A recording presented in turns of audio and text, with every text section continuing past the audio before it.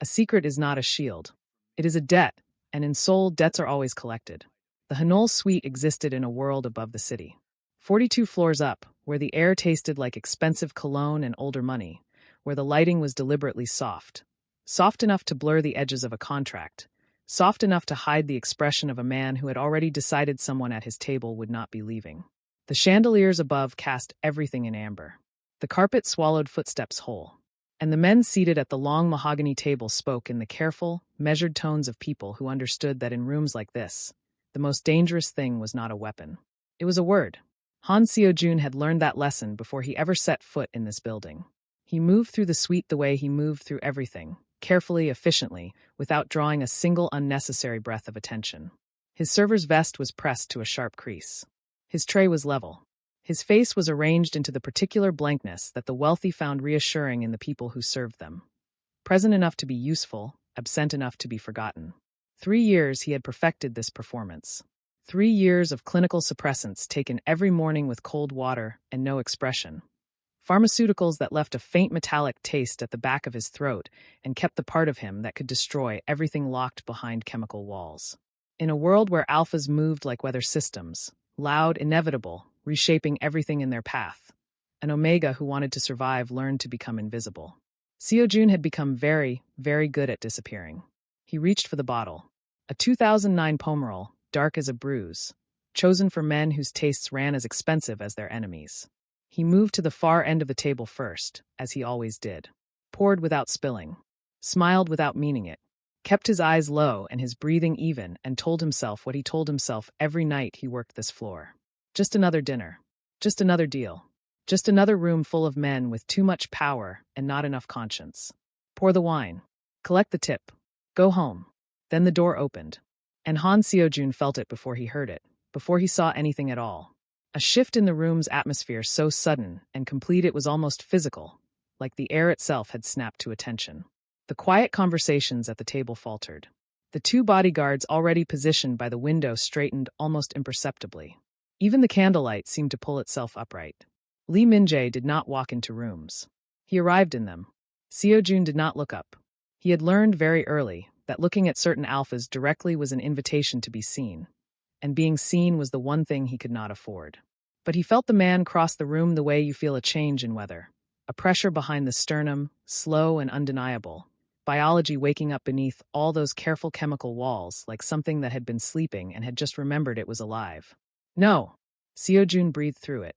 Absolutely not. He set the bottle down. Kept his eyes on the table.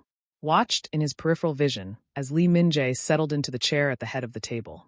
White shirt open at the collar. Ink curling past the fabric like words written in a language made of consequences. Pen already in hand as though he had decided the evening's outcome before he ever sat down. Beside him, Park Hyun-woo arranged documents with the careful efficiency of a man who had been planning this night for a very long time. Seo-jun moved to the next place setting. Poured. Breathed. Did not look. The negotiations began, low, formal, the clipped cadence of men building something large and discussing it in deliberately small terms. Japanese across the table, Korean on Min-jae's side, a polished back and forth that Seo-jun filtered into background noise the way he filtered out everything in this room that was not his immediate task. And then he heard it. A phrase, embedded in a contract clause, spoken in archaic Korean, the kind that had not been used in formal business in 30 years, the kind that a foreign delegation would never catch, the kind that Seo-jun recognized only because his father had been a fixer for men exactly like the ones seated at this table, and had made Seo-jun memorize the old language like a survival manual before he was old enough to understand why. Seo-jun's hand went still on the wine bottle. His blood went colder than the glass.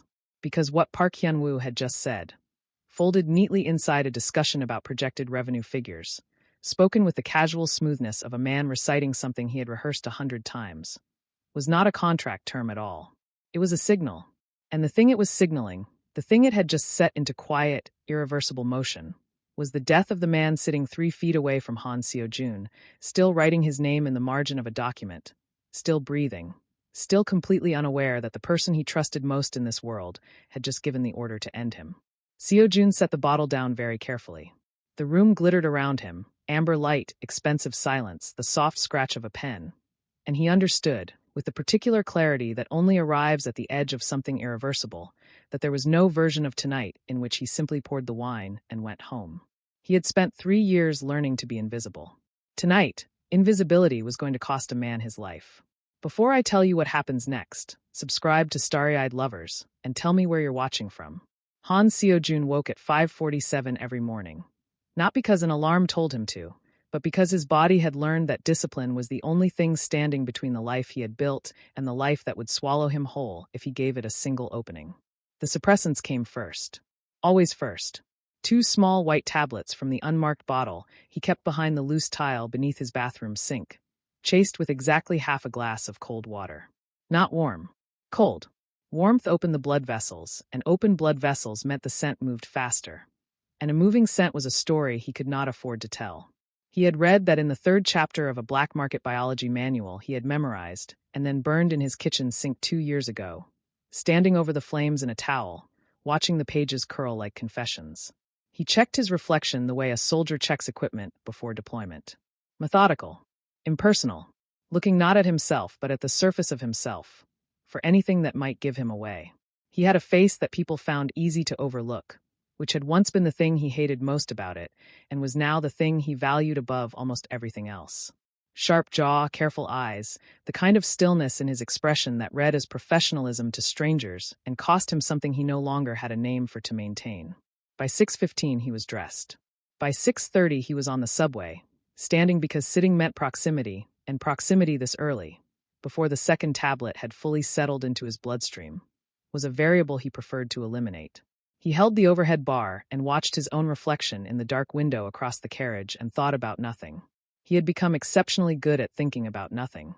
He had started at the Hanol suite 3 years ago with a forged secondary gender classification card that had cost him 4 months of savings and a conversation he never wanted to repeat, in a parking garage in Mapo-gu, with a man who smelled like cigarettes and asked too many questions before finally sliding the laminated card across the hood of a car like he was doing Seo-jun a favor. In a way, he was. The card said beta. The card was the most important document Seo-jun owned. More important than his ID. More important than his lease. Because without it, he would never have been hired, and without the job, he would have had nothing. No income, no structure, no reason to keep taking the tablets every morning with mechanical precision. The Hanol suite did not hire Omegas. No establishment like it did. The logic was never spoken aloud because it didn't need to be. Alpha clientele paid for environments where the variables were controlled, where nothing biological might complicate the atmosphere of a dinner that was worth more than most people earned in a decade. An Omega on the floor was a disruption waiting to happen. A liability. A distraction. Seo-jun had decided 3 years ago that he would simply decline to be any of those things. "You're 4 minutes early," said Chaiwon, without looking up from the reservation book when he pushed through the staff entrance at 3:56. She was the floor supervisor, small, precise, with the energy of someone who had been disappointed by people so many times that she had simply stopped expecting anything and found it very freeing. "I'm always 4 minutes early," Seo-jun said, pulling his vest from his locker. "I know. It unsettles me. Would you prefer I was late?" She looked up at that, studied him for a moment with eyes that missed very little, then returned to her book. "I'd prefer you were normal. You're not, but the guests don't notice, so." She turned a page. "Private booking tonight. 42nd floor. Full suite. You're on wine service." He nodded and said nothing. "Min Jae." She said the name the way people said the names of weather events.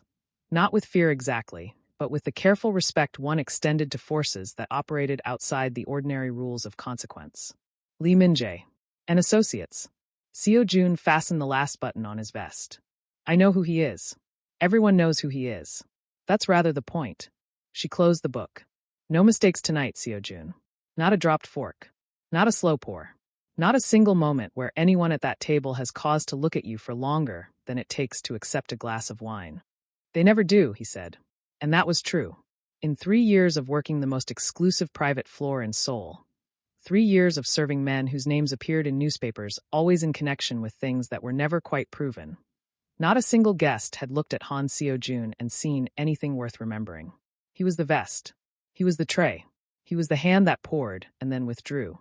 He had refined himself down to a function, and functions, he had learned, were blessedly invisible. He spent the hours before service doing what he always did. checking the glassware for watermarks, confirming the wine list against the booking specifications, moving through the suite in the particular silence of a person who had made peace with taking up no space. The amber lighting came on at 6. The table was set by 6:30.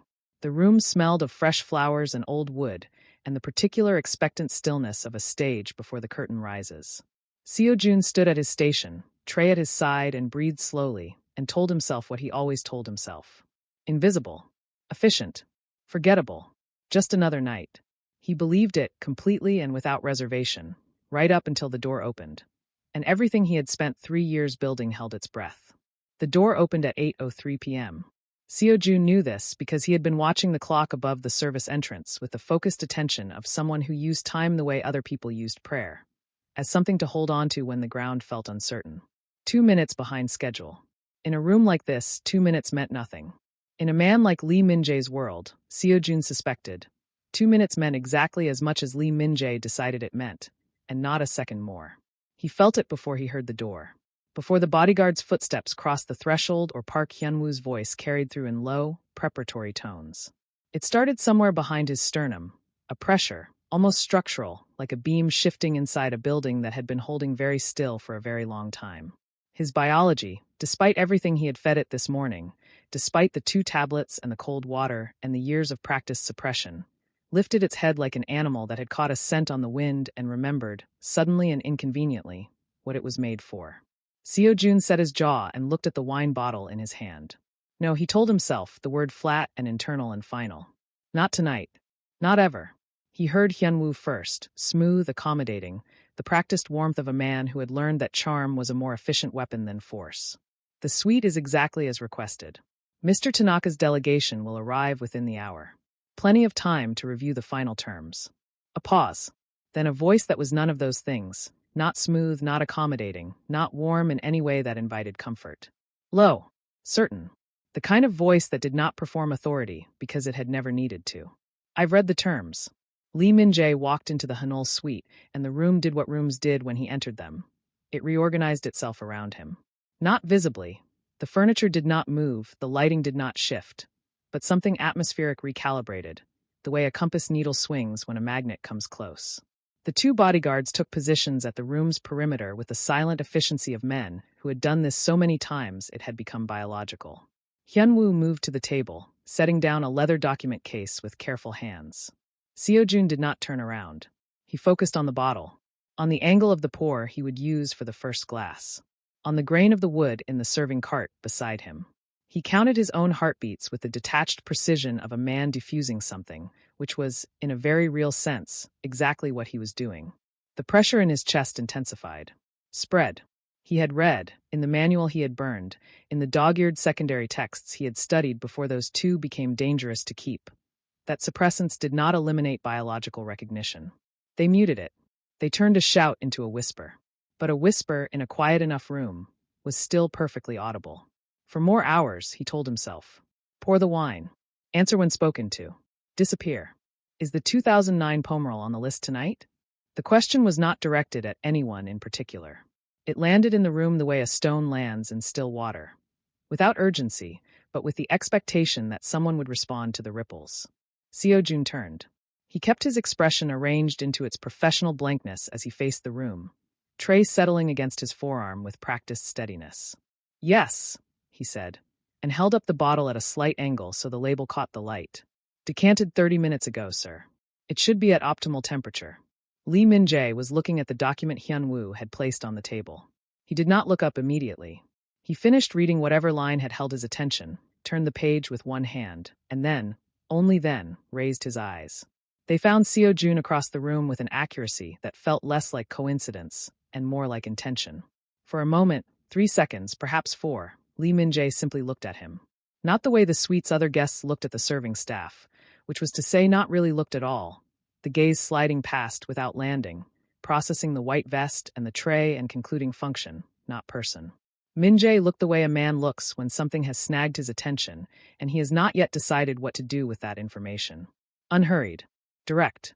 His expression gave away nothing, but his eyes, dark, still, carrying the particular quality of someone who had spent years reading rooms for variables that could kill him, did not move from Seo-jun's face. Seo-jun did not look away. Looking away too quickly was its own kind of signal. He met the gaze for exactly as long as was professionally appropriate, inclined his head slightly in acknowledgement, and shifted his attention to the table. "Shall I pour now, or would you prefer to wait for your guests?" Another beat. Then Min-jae returned his attention to the document. "Now, of course." Seo-jun crossed to the table, aware, with every nerve he had spent 3 years trying to silence, of the exact distance between himself and the man seated at its head. He stopped at the appropriate position, tilted the bottle, watched the wine breathe into the glass in a slow, dark ribbon, and kept his eyes on the pour. Steady, level, the performance of someone who was simply doing his job and nothing else. "You've worked this floor long?" The question came from Hyun-woo, not from Min-jae, delivered with the conversational pleasantness of a man who asked questions as a reflex. 3 years, Seo-jun said. "You enjoy it?" He glanced up briefly, offered the faint, professional smile he kept in reserve for exactly this kind of exchange. The kind that said I am pleased to be of service without saying anything at all about what was actually true. "I find it suits me." Hyun-woo smiled back, easy and immediate, and returned to his documents. Seo-jun straightened, stepped back, and returned to his station. He set the bottle down. He breathed. He stared at the middle distance and performed, for the approximately 1,000th time in his professional life, the internal act of dismantling a feeling before it could become a liability. He was almost finished when he became aware, without looking, of the precise and quiet weight of being watched. He did not turn. He knew if he turned he would find Lee Min-jae's eyes still on him. Not predatory, not aggressive, but with that same unnerving quality of attention that seemed to operate outside the ordinary social contract, that said I notice things that other people decide not to notice. And he could not afford the particular chain reaction that looking back would set off inside him. So he straightened his tray. He checked the second bottle. He reminded himself, firmly and without sentiment, of everything he stood to lose. Across the room, he heard the soft scratch of a pen moving across paper.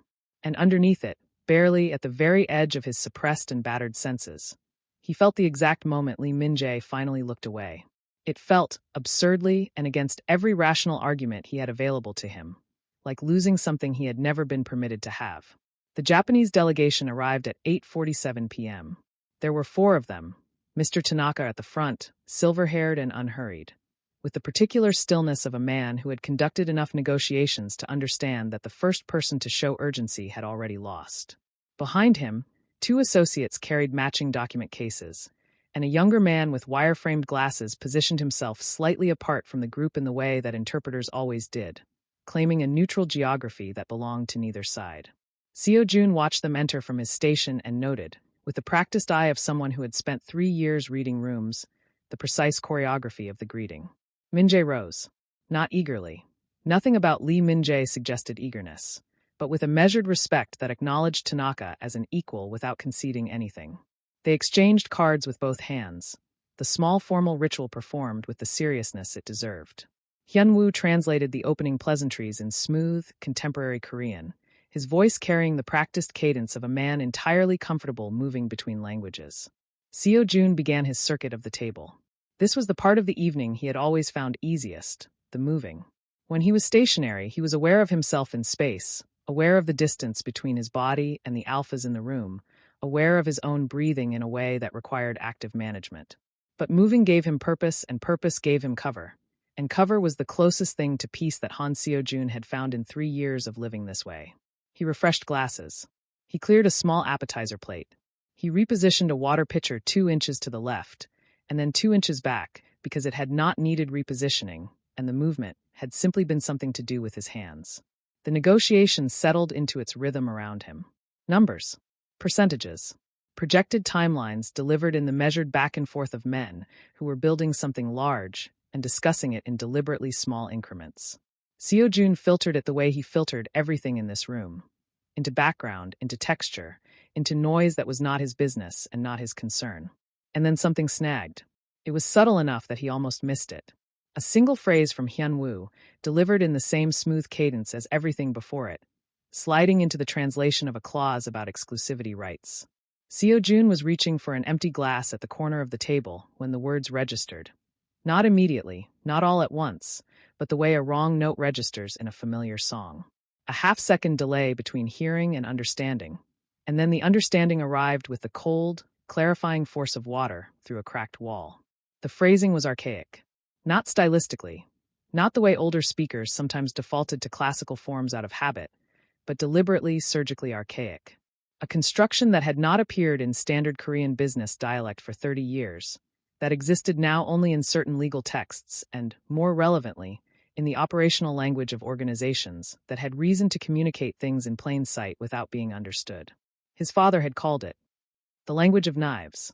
You use it when you need someone in the room to hear something, his father had told him once, sitting at their kitchen table with a cup of tea and the patient gravity of a man passing down knowledge he hoped his son would never need. And you need everyone else in the room to hear nothing at all. Seo-jun set the glass down. He did not move to the next position immediately. He adjusted the placement of a fork that did not need adjusting, and he listened.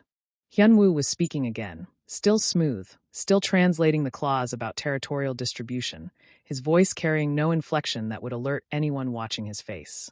But underneath the contemporary phrasing, threaded through it like wire through silk, the archaic construction continued. A word here, a suffix there. Structural choices that meant nothing individually and, assembled in sequence, meant something that made the temperature in Seo-jun's chest drop several degrees. He needed to hear it again. He needed to be certain. He moved to the serving cart position 3 feet from Hyun-woo's left shoulder, and he made himself slow. He examined the label of a bottle that required no examination. He counted Hyun-woo's words with a part of his mind that his father had trained like a muscle. The part that could hold 2 conversations simultaneously, that could parse meaning from syntax while his face remained professionally empty. The third clause covers response windows, Hyun-woo was saying to the room, in clean and current Korean. 48 hours for formal acknowledgement, 72 for executed documentation. What the archaic thread underneath it said was different. Confirmation received. Execute on signature. Seo-jun's hand stilled on the bottle. Execute on signature. Not a metaphor. Not a business term co-opted for dramatic emphasis. The way people sometimes used words like kill and destroy in boardrooms without meaning either. This was operational language, spoken by a man who understood its original context perfectly, directed at someone in this room who understood it equally well. An instruction. A timeline. A green light given in a language that the man it was designed to end could not speak, wrapped inside a negotiation he had no reason to distrust, delivered by the person sitting closest to his right hand. The moment the pen left the paper, Lee Min-jae would be dead. Seo-jun set the bottle down on the cart with a care that he felt distantly grateful for, because the alternative was that his hands would shake, and his hands could not shake, not here, not now. He breathed through his nose, slowly, evenly, and looked at the middle distance and performed the internal act that 3 years had made automatic. The systematic dismantling of a feeling before it could reach his face. This one was harder than most. More water? He said, and his voice came out at precisely the correct professional register, directed at the associate nearest him. The man glanced up, nodded briefly, and returned to his documents. Seo-jun poured. His hand did not shake. He moved to the next position. And the next. And with every step he turned the phrase over in his mind, testing it from every angle the way his father had taught him, looking for the charitable interpretation, the innocent reading, the possibility that he was wrong. That 3 years of isolation had made him paranoid. That the archaic construction was a stylistic tic, a regional habit, a coincidence of phrasing that his overprimed mind had assembled into a pattern that did not exist. Execute on signature. There was no charitable interpretation. He came to rest at his station and stood with his tray and looked at the table. At Tanaka reviewing a document, at Min-jae listening with the closed, unreadable attention he brought to everything, at Hyun-woo turning a page with his careful hands. And understood, with a clarity that felt almost peaceful in its totality, that he was the only person in this room who knew what was about to happen. And that he had, at most, until the end of the negotiation to decide what to do about it. Across the table, Min-jae reached for his pen. Seo-jun watched the movement and felt something shift in him. Not the biological pull from before, not the suppressed instinct that the tablets kept behind glass. Something older than that. Something his father had put there long before Seo-jun understood what it would cost him. The only thing more dangerous than knowing, his father had said, is knowing and doing nothing. He picked up the wine bottle. He began to cross the room. Before I tell you what happens next, subscribe to Starry-Eyed Lovers, and tell me where you're watching from. He had taken 11 steps toward the table when his body staged its first argument. It arrived not as thought but as sensation, a cold, systemic contraction that started somewhere beneath his ribs and moved outward, the way ice moves across still water, until it had reached every extremity and delivered its message with clinical efficiency. Stop. Turn around. Set the bottle down and walk to the service entrance, and do not look back. His suppressants, for all their limitations, had never failed to reinforce this instinct.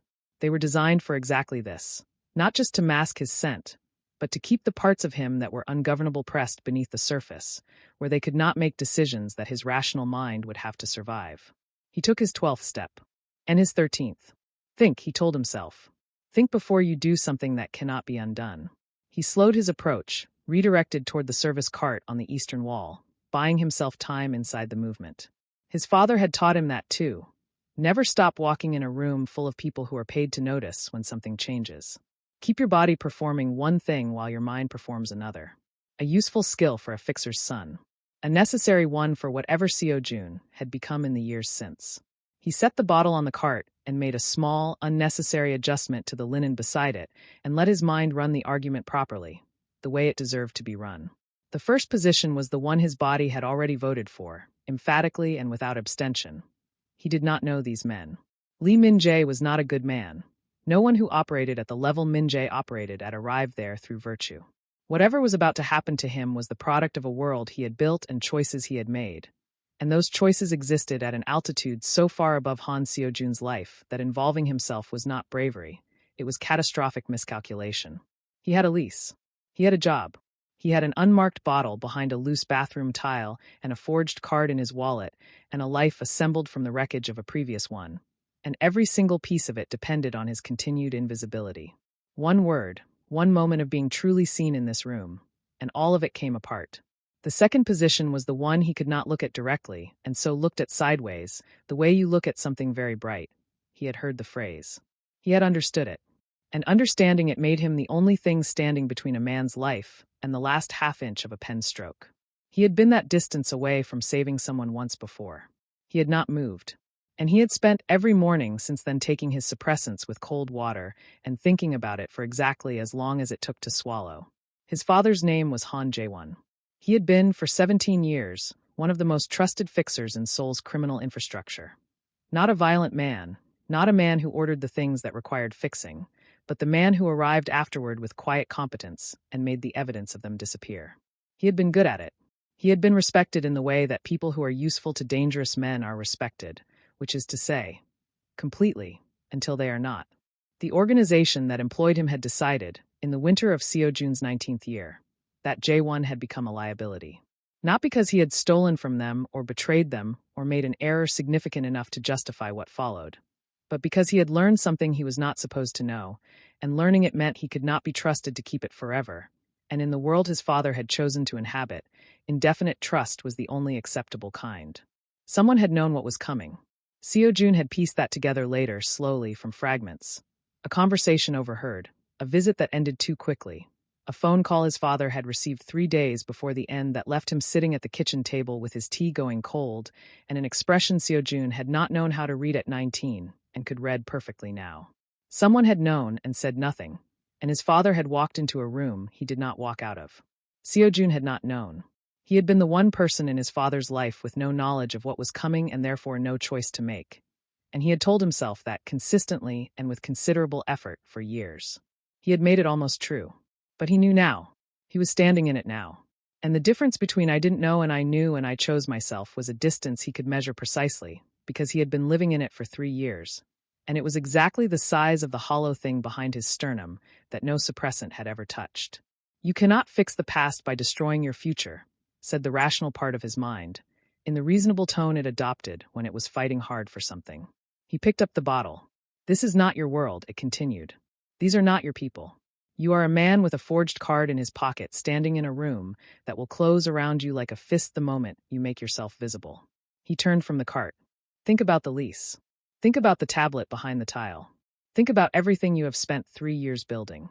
He thought about his father's kitchen table, the cold cup of tea, the expression he had not known how to read. Walk away. Excuse me. He stopped.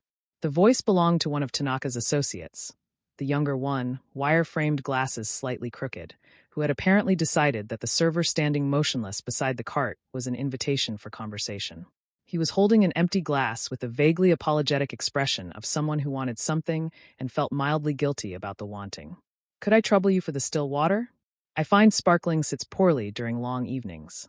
Seo-jun looked at him, at the empty glass, at the perfect, ordinary smallness of the request, the kind of request that belonged to a world where the worst thing that could happen at dinner was carbonation.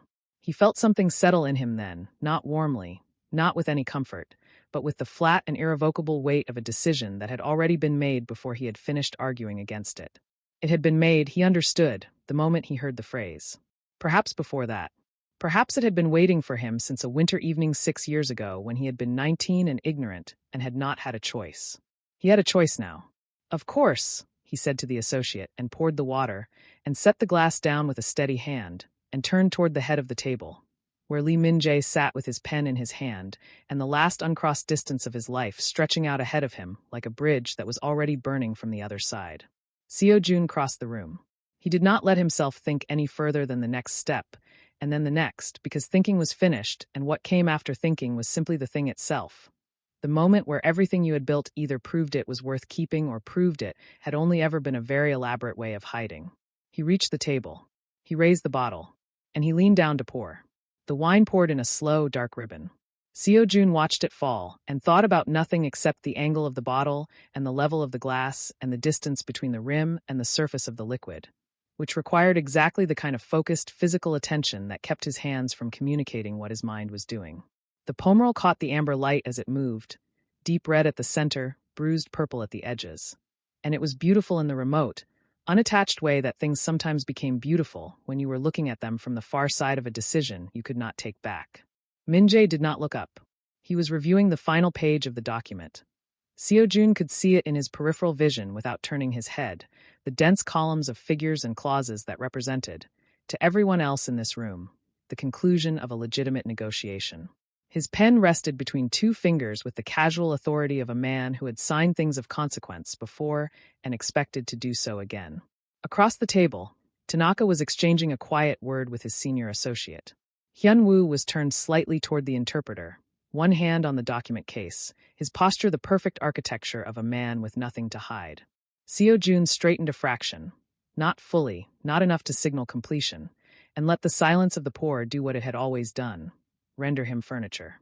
A function. The hand attached to the bottle that everyone's gaze moved past on its way to something more important. He had perhaps 4 seconds before straightening completely, and stepping back became the only professionally acceptable movement available to him. He used the first second to confirm what he already knew. That Hyun-woo was watching the interpreter and not the server, that the bodyguards were oriented toward the room's entrance, that Min-jae's attention was on the page, and that no one in the Hanol suite was looking at Han Seo-jun.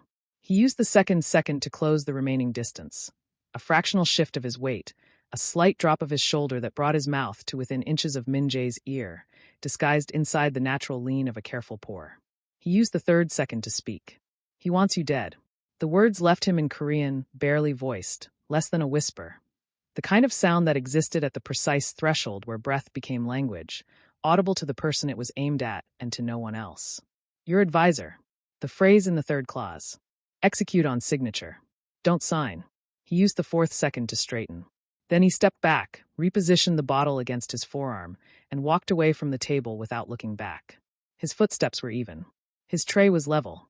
His face, when he passed one of the bodyguards near the service wall, held the same professional blankness it always held, the expression of a man performing a function and nothing more. He reached his station. He set the bottle down, and the table went utterly still. Not loudly. There was no gasp, no sudden movement, no visible disruption of the kind that would have told the room something had shifted. It was the silence underneath the existing silence, a cessation of the small ambient movements that people made without knowing they made them. The rustle of a page, the quiet repositioning of a glass, the barely audible rhythm of a room in normal function. All of it stopped for 2 heartbeats, 3, and in that stoppage was the specific quality of held breath. Seo-jun did not turn around. He looked at the serving cart and counted his own pulse. 1, 2, 3, and waited for the sound of a chair being pushed back, for a word spoken in a raised voice, for the particular shift in room acoustics that would tell him someone was moving toward him. He had run this calculation in the 4 steps between the table and his station. The moment Min-jae reacted, Hyunwoo would know something had gone wrong. The moment Hyunwoo knew, Seo-jun became the only variable that needed immediate management. The bodyguards were on salary for precisely this kind of management. He had, at best, the length of Min-jae's reaction time between what he had just done and what it would cost him. This clause. Min-jae's voice came from the head of the table, unhurried, almost conversational, landing in the resumed stillness of the room with the weight of something that had been placed there with full deliberation. Walk me through it again. Seo-jun exhaled. Of course. Hyunwoo's voice carried a smoothness that was 1 layer thinner than it had been before. Not enough that anyone untrained would notice, but enough. The exclusivity provision stipulates that. Not you. A beat. Him. Min-jae's meaning clarified itself in the silence that followed, and Seo-jun understood from the subtle shift in the room's acoustics that Min-jae was looking at the interpreter. From the original Japanese. Directly. A pause in which something unspoken moved through the room like a current. Certainly, the interpreter said, in the careful tone of a man who had just understood that the architecture of the evening had changed and was adjusting his position accordingly. He leaned forward, found the clause, and began to read. What he read did not match what Hyunwoo had translated. The difference was not large. In a standard negotiation between men who trusted their advisors, it would never have been caught. But it was there, a directional reversal in the exclusivity terms, a timeline altered by 18 months. A liability clause shifted from one party to the other with the surgical precision of someone who had been planning this particular misdirection long enough to make it look native to the document. The interpreter finished. The room held itself. I see, said Min-jae. 2 words. No inflection. The most dangerous kind of calm. Seo-jun was looking at the serving cart and seeing none of it. His whole body had oriented itself toward the sound of that voice with an involuntary precision that had nothing to do with the situation and everything to do with the biology he had spent 3 years suppressing, which had chosen this particular moment, adrenaline spiking, chemical walls shaking at their foundations, to remind him that it had never actually agreed to the terms of their arrangement. He pressed his thumb against the edge of the cart. The pressure helped. Mr. Tanaka. Min-jae again, unhurried. I wonder if you'd be willing to extend the evening. I believe we have more to discuss than the current draft reflects. Tanaka's response was brief and immediate. I believe you are right. The sound that followed was the document case being moved. Not violently, not with any drama, just repositioned to a different part of the table, which in this context was its own complete sentence. Then the sound of a chair, Hyunwoo's, going very still, in the way chairs went still when the people in them had just finished a calculation and did not like the answer. Hyunwoo. Min-jae's voice had not changed. That was the most frightening thing about it. Step outside. A silence that lasted approximately 1 lifetime. Of course, Hyunwoo said. And in the careful, even sound of his footsteps crossing to the door, Seo-jun heard the precise acoustic signature of a man who knew he was already finished and had decided that performing composure was the only dignity remaining to him. The door opened. The door closed. Seo-jun stood at his station and looked at his own hands on the edge of the cart, and they were steady, and he was grateful for that, because everything else inside him was shaking like a building in a storm. Not from fear, or not only from fear, but from the particular aftermath of a moment where you discover that the thing you spent 3 years believing you no longer were, the person who moved toward the fire instead of away from it, was, in fact, exactly what you still were. Behind him, he heard Lee Min-jae set his pen down on the table. Not a signature. Just a sound. But it landed in Seo-jun's chest like something restored. The door had been closed for 11 seconds when Lee Min-jae spoke again. Gentlemen. He addressed the Japanese delegation with the same measured ease he might have used to redirect a conversation about the weather. Nothing in his voice to suggest that his most trusted advisor had just been removed from the room. Nothing to suggest that the evening had become something other than what it had been announced as. I apologize for the interruption. These things occasionally require management.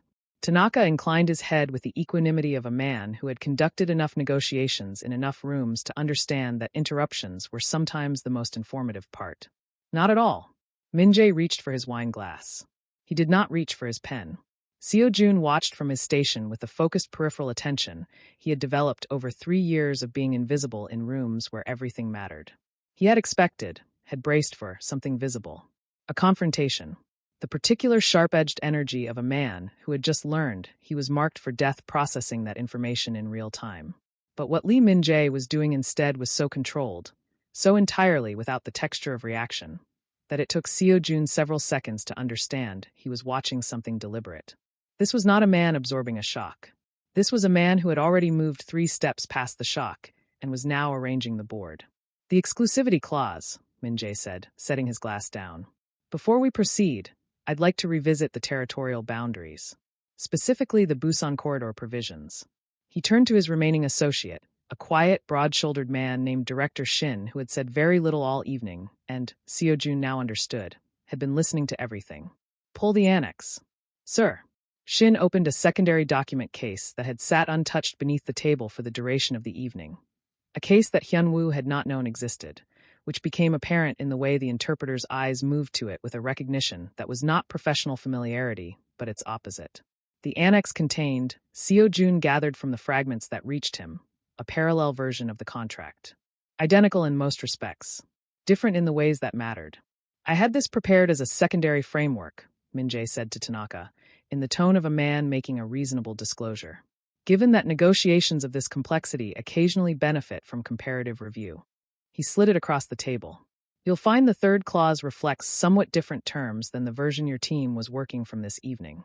Tanaka received the document. He read. His expression did not change, but something behind his eyes did. A very slight recalibration, the adjustment of a man who has just understood that the person across the table had known considerably more than he had shown. "I see several discrepancies," Tanaka said. "Yes," said Min-jae. "So do I."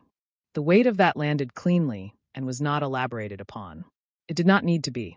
What followed was not an argument or a confrontation, or anything that would have been recognizable as a crisis to someone observing from a distance. It looked from the outside like a negotiation resuming. Documents compared, clauses discussed, the interpreter now working from the annex rather than the corrupted original. But underneath the procedural surface, Min-jae was doing something that Seo-jun found himself watching with an attention that had moved beyond professional and into something closer to unwilling admiration. He was dismantling everything Hyun-woo had built, piece by piece, in real time, without ever once naming what he was dismantling or why. Every falsified term in the original document was addressed through the comparative framework of the annex, corrected, replaced, neutralized, without the word betrayal entering the room. Without accusation. Without any language that might destabilize the negotiation or give Tanaka's delegation cause for concern. He was performing the function of a man conducting straightforward business, while simultaneously performing the function of a man quietly pulling a knife from his own back and placing it on the table, where everyone could see it, but no one was required to acknowledge it directly. It was, Seo-jun thought, one of the most controlled things he had ever witnessed. "The response timeline," Min-jae said, turning another page. 48 hours is insufficient for proper legal review on our side. I'd propose 96. "Agreed," said Tanaka, immediately and without consulting his associates, which was its own kind of answer about how much Tanaka had understood from the moment the annex appeared on the table. Seo-jun poured water for an associate who hadn't asked for it and used the movement to bring himself 2 feet closer to the proceedings than his station strictly warranted.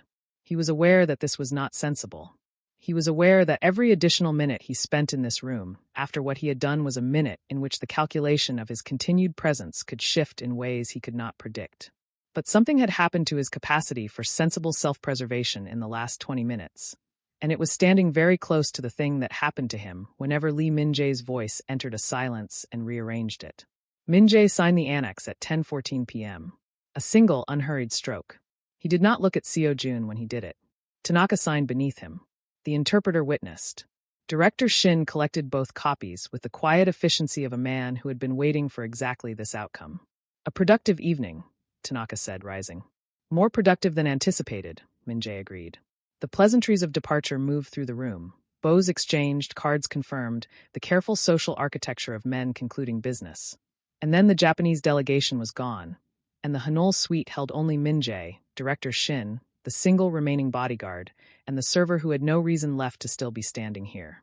Min-jae had not looked at him once since the delegation departed. Then he did. "Close the door," he said. Not to Shin. Not to the bodyguard. To Seo-jun.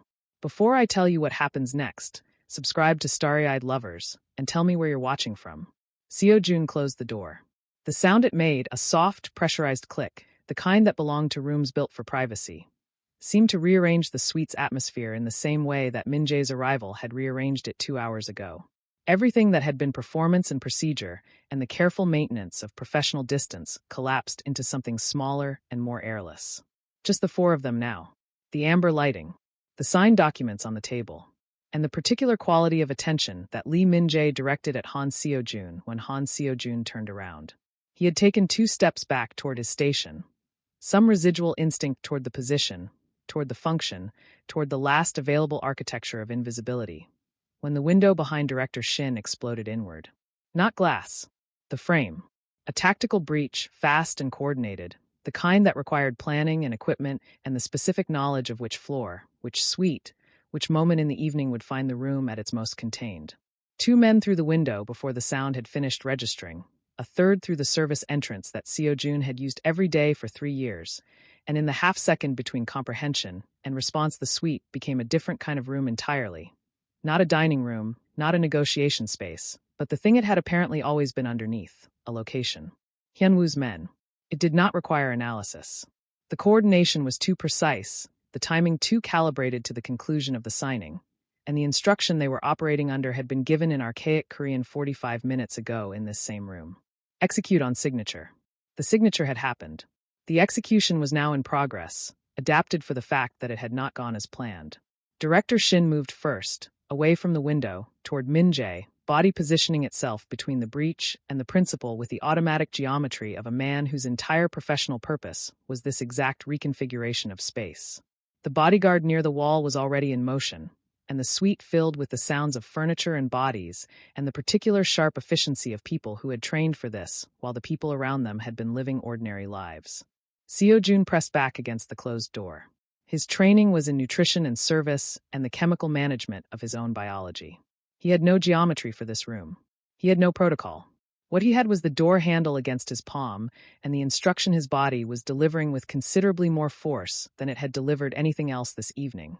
An instruction that was not rational and was not suppressant compatible and was, at its absolute core, the most purely biological thing he had felt since the moment Lee Min-jae had walked through the entrance and the room had reorganized itself accordingly.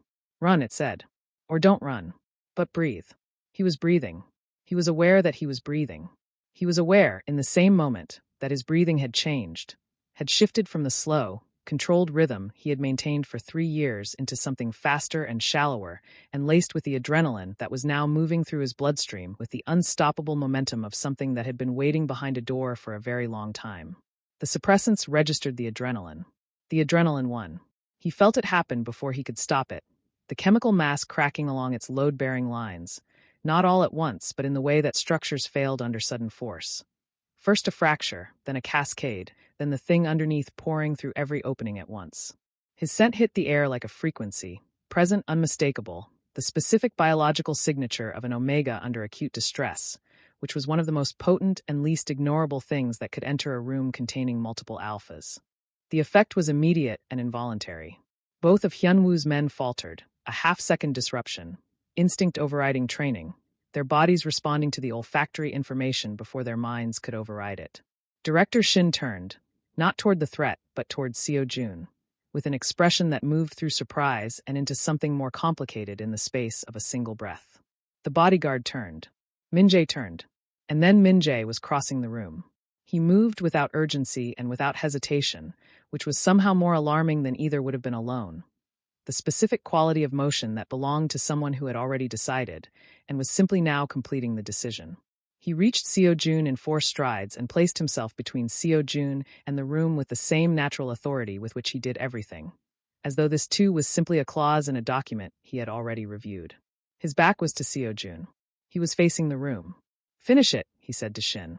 2 words, quiet as everything else he said, and Shin turned back to the business of the room's management with the focused efficiency of a man who had been given clear instruction.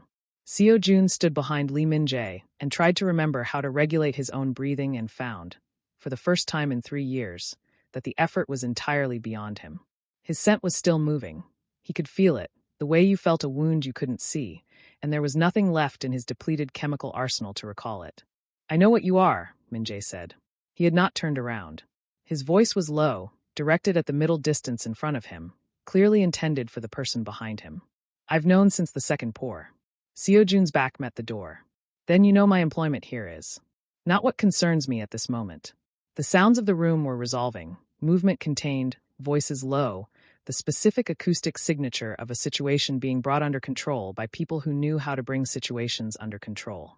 Seo-jun registered it distantly, through the closer and more immediate reality of Lee Min-jae standing 18 inches in front of him, still not turning around, his presence doing the thing it had been doing since 8:03 p.m., reorganizing everything in its immediate vicinity without effort or apparent intention.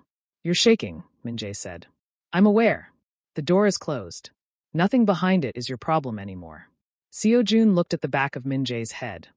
The dark hair, the ink that curved above his collar, the absolute stillness of a man who seemed to generate calm the way other men generated heat, and felt something move through him that the suppressants, even at full capacity, would not have touched. Because it was not biological. Or not only biological. It was the specific and disorienting sensation of being stood in front of by someone who did not require anything from him in return. You didn't have to, he started. No, Min-jae agreed. I didn't. A silence that was not uncomfortable, which was itself uncomfortable, because Han Seo-jun had no framework for silences with powerful alphas that were not uncomfortable. Across the room, Director Shin said something quiet into a phone. The bodyguard secured the service entrance. The suite settled into the particular stillness of aftermath, not peaceful, but resolved, the way a room felt after a storm had moved through and left the furniture rearranged. Min-jae turned around. He looked at Seo-jun the same way he had looked at him across the room 2 hours ago. Direct, unhurried, with that quality of attention that processed rather than performed. His eyes moved to the pulse point at Seo-jun's throat, briefly and without expression, and then back to his face. What is your name? He said. Not a question. The tone of a man collecting a fact he had decided he needed. Seo-jun met his gaze for exactly as long as he had allowed himself to meet it before. And then, because there was no professional blankness left in him and nowhere left to redirect it, kept meeting it. Han Seo-jun. Min-jae nodded once, as though filing it. Han Seo-jun, he said. You're going to tell me everything. The private room was on the 41st floor. Not a suite. Something smaller, more functional, with the spare and deliberate quality of a space that had been designed for conversations that required no witnesses and left no record. A table. For chairs. A window that looked out over the city at an angle that showed you exactly how far you were from everything ordinary. Min-jae had said nothing in the elevator. Director Shin had remained on the 42nd floor with the bodyguard and whatever remained of the evening's administrative consequences. The elevator doors had closed on the two of them with the finality of a chapter ending, and Seo-jun had spent the 11th-floor descent studying the middle distance and attempting, with limited success, to reconstruct some version of the chemical composure that the last 40 minutes had systematically dismantled. His scent was still present in the air. Quieter now, adrenaline receding, biology beginning the slow work of re-establishing its baseline. But present enough that he was aware of it the way you were aware of a bruise you kept accidentally pressing. Min-jae gave no indication that he was aware of it, which meant either that he wasn't, or that he had decided awareness was not a variable he intended to introduce into the room. Seo-jun had spent enough time around dangerous men to understand that those two things were not the same. Min-jae sat. He did not gesture for Seo-jun to sit, but there were only 2 chairs positioned at the table, and the implication was architectural. Seo-jun sat. The phrase you heard. Min-jae placed both hands on the table, open, which was either a deliberate signal of non-aggression or simply what his hands did when he was preparing to think. Walk me through it precisely. The clause, the phrasing, the construction. Seo-jun walked him through it. He used the correct archaic terms, reproduced the syntactic structure as accurately as his memory allowed, and explained, in the methodical, detached register of someone reporting rather than experiencing, how the kill order had been embedded in the exclusivity clause and what specific features of the construction had marked it as operational rather than stylistic.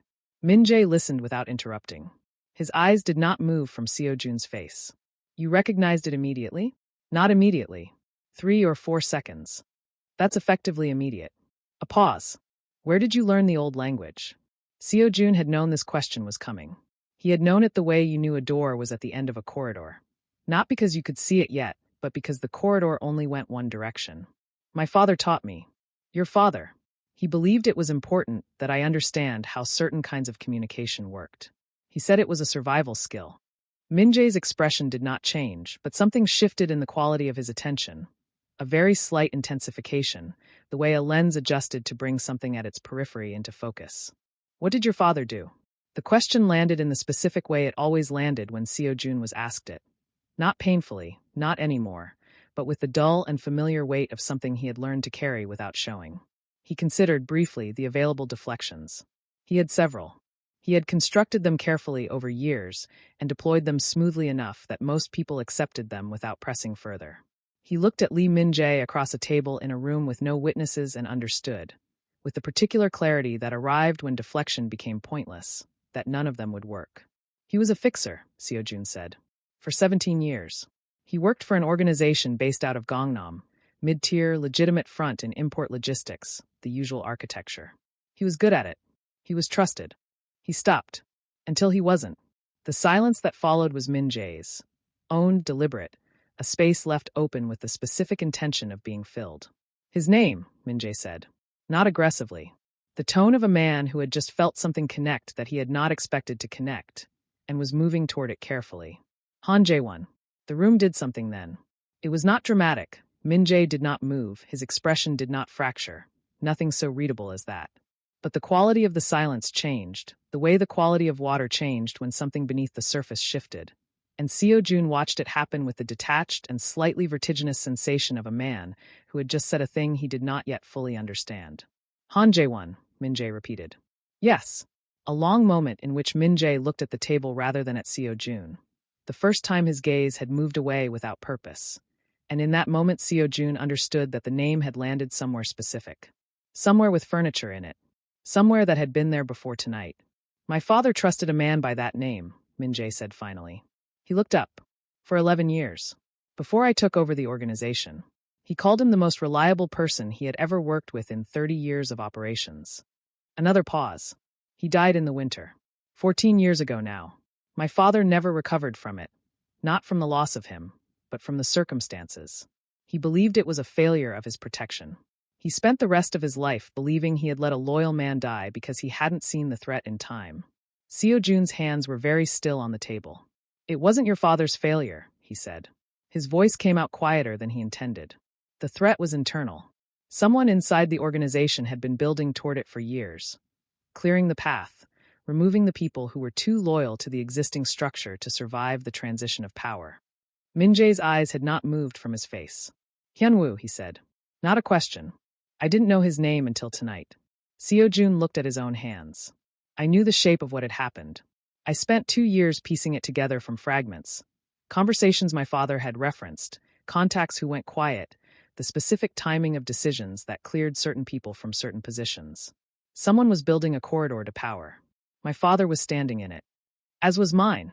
Min-jae said it with the flat and unsentimental weight of a man who had lived long enough with a truth that speaking it no longer required preparation. My father died 4 years after yours. Cardiac event, officially. I was 23. I inherited the organization and Hyun-woo with it, positioned as the most indispensable person in the structure, because he had spent a decade making himself indispensable by removing every alternative. The city spread itself across the window behind him, 41 floors of lit and indifferent soul, and Seo Jun looked at it and understood, with the slow, structural comprehension of a building settling on its foundations, what tonight actually was. Not an interruption to his invisible life. Not an incident he had stumbled into and survived. A convergence. 2 families unmade by the same hands, their remnants deposited on opposite sides of a mahogany table in the Hanol suite, brought into the same room by a series of decisions that had begun long before either of them was old enough to understand the world they had been born into. He destroyed both of them, Seo Jun said. Both families. To clear the path. And then spent 14 years standing in the organization he'd cleared it for, waiting for the right transaction to finish what he started. Min-jae's voice was even. Completely, deliberately even. Tonight was not the first attempt. It was simply the first time someone in the room spoke the language. Seo Jun looked at him then, fully, without the professional management of duration or the careful calibration of what looking too long might communicate. He looked at Lee Min-jae, who had lost his father to the same architecture of betrayal that had taken his own, who had spent 14 years building an empire on a foundation that had been poisoned before he inherited it, and who was sitting across a small table in a room with no witnesses looking back at him with an expression that had, somewhere in the last 10 minutes, shed the quality of interrogation entirely. You answered more than I asked, Min-jae said. I know. I didn't ask about your father. No, Seo-jun said. But you would have. A silence. Then from Lee Min-jae, something that was not quite a smile, too restrained for that, too aware of itself, but was the shape that a smile left behind in certain faces when they decided against it. Yes, he said. I would have. 6 weeks later, Han Seo-jun took his suppressants for the last time. He stood at his bathroom sink in a different apartment. Larger, quieter, on a street that smelled like pine and cold air rather than the diesel and fried food that had characterized the previous 3 years of his life, and looked at the 2 small white tablets in his palm for a long moment before setting them on the edge of the sink. Not discarding them. Not yet. But setting them down with the deliberate, considered quality of a man who had decided to try a morning without them and wanted to see what that felt like before he made it permanent. It felt, as it turned out, like the beginning of something he did not have a name for. He dressed carefully. Dark trousers, a charcoal shirt that Chaiwon had texted him about 3 days after the night at the Hanul suite. Your locker has been cleared, and there is a reference letter in the manager's office if you want it. Also, I always thought you were too good for this floor. Also, I do not want to know anything about what happened. Goodbye. And a jacket he had not owned 6 weeks ago, purchased with the first advance from the consultancy agreement that director Shin had placed in front of him 11 days after the night in question, with the same quiet efficiency with which Shin appeared to do everything. The agreement was not simple. He had read it 4 times, with the thoroughness of someone who had grown up understanding that documents were where the real conversation happened. And what it described was a role that did not have a clean title, part analyst, part intelligence asset, the person in the room who understood the language beneath the language and could identify, in real time, the specific kind of misdirection that had nearly cost Lee Min-jae his life. Seo-jun had asked for 48 hours to consider it. Shin had said that was reasonable. Min-jae had said nothing, because Min-jae had not been in the room when the agreement was presented, which was itself a kind of communication that Seo-jun was learning to read.